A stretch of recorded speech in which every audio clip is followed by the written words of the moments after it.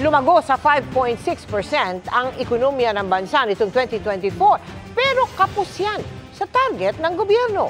Ang sabi ng isang ekonomista, nangangahulugan itong mas maraming Pilipino ang nagugutom. Nakatutok si Maki Pulido. Kahit ibinaba na ang target growth rate o paglago ng ekonomiya mula 6.5% sa 6% para sa taong 2024, bigo pa rin ang gobyernong maabot ito. 5.6% lang ang nilago ng ekonomiya noong 2024 na sinisi ng NEDA sa sunod-sunod na bagyo at mga tensyon sa ibang bansa na may epekto sa ating ekonomiya.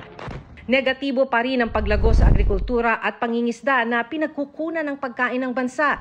Kahit sa fourth quarter ng 2024 kung kailan inaasahang sisipa ang paggastos dahil Pasko, matumal dahil sa mahal ng bilihin. Sa kabuang taon naman ng 2024, ang mga sektor na may malalaking contribution ay ang mga sumusunod.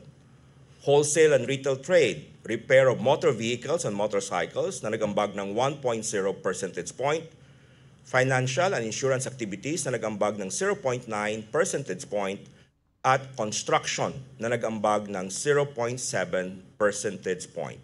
While this falls short of our target growth rate of 6 to 6.5%, we are positioned as the third fastest growing economy in the region.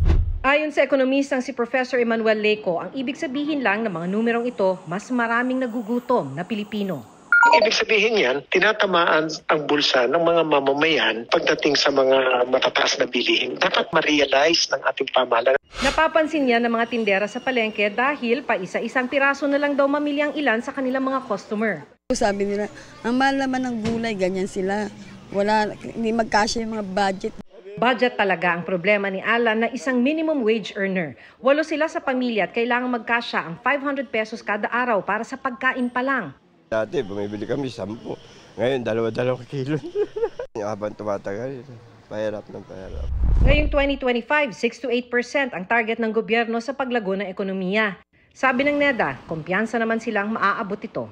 Para sa GMA Integrated News, Maki Pulido, Nakatutok, 24 oras.